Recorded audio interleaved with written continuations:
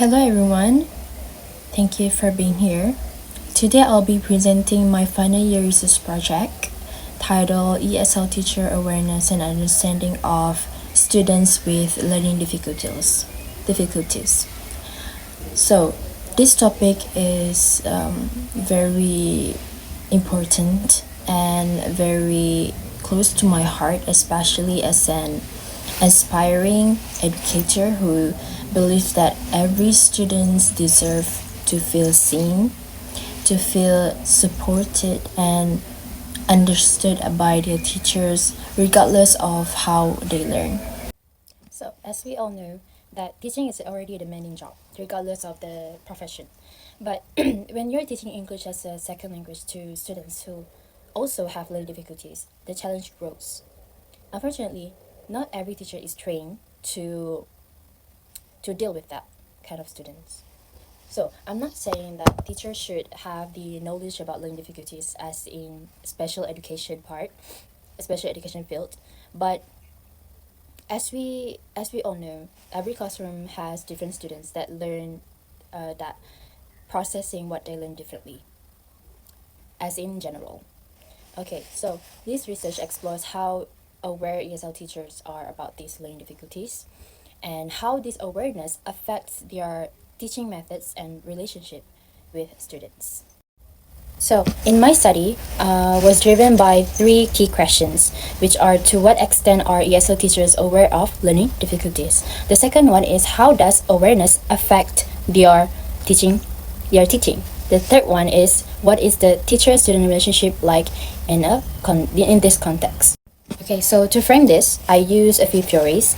One of them was Vygotsky's social culture theory, where he talks about the zone of proximal development, or ZPD, which basically means that with the right support, students can do much more than they could alone. So these include scaffolding in the classroom, where teacher also guide the students during the learning process. And the second one is Maslow's the hierarchy of needs, which reminds me of before a student can learn, they have to feel safe, supported, and connected in the classroom itself, where they have to feel that kind of feelings in the classroom with their peers as well as the teacher, especially the teacher. And lastly, Gardner's multiple intelligence theory, because in my defense, in this theory, no two learners are the same. I think that Gardner's proved that especially when learning English as a second language, no students can process words, especially for example, grammar or vocabulary. No students can. Not no student. What I mean is that, for example, one student can remember or memorize 3 vocabulary or 8 vocabulary in one day, but these students need more simple guide. For example, only 3 words that they can memorize in a day. So in my defense, no two learners are the same, especially when they learn English as a second language. So in the methodology part, where I distributed a structured questionnaire to 54 ESL teachers. So in this questionnaire, what I found in the demographic part, most of them new in the profession.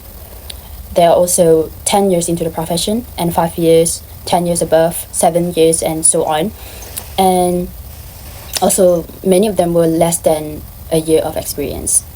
And most of were from the government schools, of course. And I focus in this methodology part. I focus on a few things: the teacher's confidence in identifying learning difficulties, whether they adapt their teaching, and how they view the relationship with students. And in this one is only teacher perspectives. Okay, now let's talk about the key findings that I found in my research project. The first one is teacher awareness.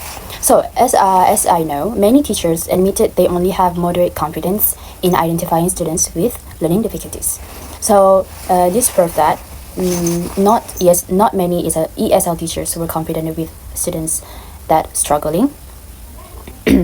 When asked about different learning styles, especially visual, not especially, for example, visual, auditory, kinesthetic, their knowledge was even more limited. They don't really read much into the learning style. But on the positive side, however, the teacher do notice the signs of learning difficulties in their classroom, especially of how students reacted, how student learning in the classroom, the student attention span, and etc. The second key findings that I found is teacher-student relationship. So which is play a big role. So around 70% believe students trust them. The 70% of teachers believe that when they teach students, the students really trust into them, especially when learning how they struggling and how they need to find a solution to their problem and so on. And most teachers describe their relationship as healthy, and 96% agree strong relationships boost academic performance. So it's clear that students feel comfortable asking for help, manage to put the trust and connection into something that really matter in this kind of role in school. The third key findings was observations. So what kind of difficulties are teachers noticing? The most common difficulties that teacher observe is that students taking longer to learn than their peers. As I told earlier, no two learners are the same, right? And this teacher agreed that most students taking longer to processing what they learn in the classroom more than their peers.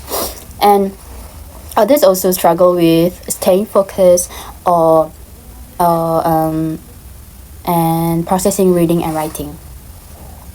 And in many cases, these issues are overlapped, and which makes it harder to identify just one specific learning challenge. And in my defense, it's just that because teachers are not really exposed into this kind of general knowledge of learning difficulties, makes it really difficult to understood the situation in the classroom, especially related to the students. Now let's talk about the statistical highlights that I found, which is give us some interesting insight. For example, a significant link was found between how trusted teachers felt and how familiar they were with different types of learning difficulties. But in many cases, there was no strong relationship or correlation between belief inclusion and real-world classroom practices. So even teachers who want to help might not have the right training or tools yet. But because in my defense, there are teachers with that learning special education part field or courses, right? But in terms of ESL teachers, they do not have the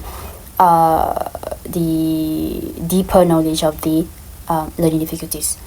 But in ESL teacher also learn about the general knowledge of learning difficulties, right?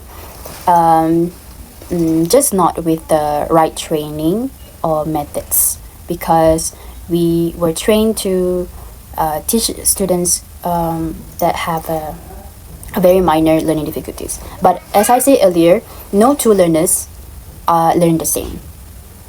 And yeah, I think that teacher need more training and support into this kind of issues.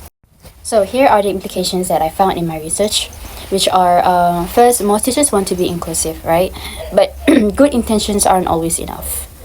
Many need more, better training and practical tools that can support, and as well as the right resources that can help ESL teacher to help and guide students with learning difficulties when learning language, the language.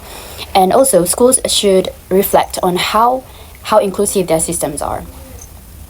And this study reminds us that professional development and self-reflection are essential for creating supportive learning environments. In these cases, that teachers need to do a lot more self-reflection, and because when we're doing this kind of thing, we need a lot of effort, and the practical tools that can help us to understood better about this kind of issues, especially when we are teaching many students that have a different kind of learning styles. Okay, so for the limitations in my research, I found that I have a very small sample size, which is only a 54 ESL teachers, which cannot defend my research in general. I should have done at least like 100 respondents that can support my research, and as well as I need to find a correlation between my research questions and also my objectives. And the second of all is I only have teacher perspective. I should have do more perspective, including students' perspectives, because I can do a comparison or differences or the similarity, which is can prove more about my research project, as well as I also got no classroom observations that can lead into more general points in my research, as well as the student's voice, which is I think that very important, and it can prove my research even more.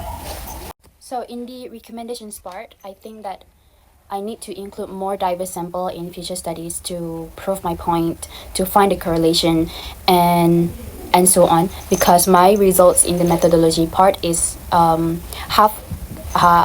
half significant of the results in my research project. And I also need to use mixed methods, like for the survey question as well, the interviews or observations. I think that these three methods, I think, of course, we need more time, but with the time given, I think I can do at least 3 observations. But in my defense, I only have a limited time to complete my project paper because of some reasons. And other is like I need to focus more on students' perspective or students' experiences in the classroom, how the teachers guide them, how they learn, and how in the classroom to prove that they learning in a different learning style, and as well as the encouragement of regular reflection among teachers. It's very important for me, I guess. And that's all I think that my recommendation in my future studies, in my studies in future. And I think if I were given a chance to change my research project, I think I can do a lot more improvements.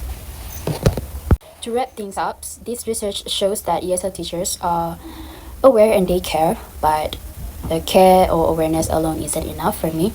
We need to move from awareness to action through training, inclusive policies, and a willingness to keep learning as educators. I'm not saying that ESL teachers should learn about the special education because they're different courses or different field, but ESL teachers also and more educators also need to have the knowledge about the learning difficulties among students as well, so that when we are teaching students, we can also have a lot more strategies, more ideas in how we deliver our teaching. Because every child deserves the chance to succeed, no matter how they learn in school, and also as with their peers. That's all from me. Thank you for your time and attention. I hope that my video became an awareness for every teachers and educators around the world or in Malaysia to be more to gain more knowledge about the learning difficulties, not in a special education course, of course, but also we also need to gain our knowledge and support the students with learning difficulties as well in our school in future. So I apologize for any confusion in my part, I hope that this can be next word toward classroom where every student has a chance to succeed. That's all from me. Thank you.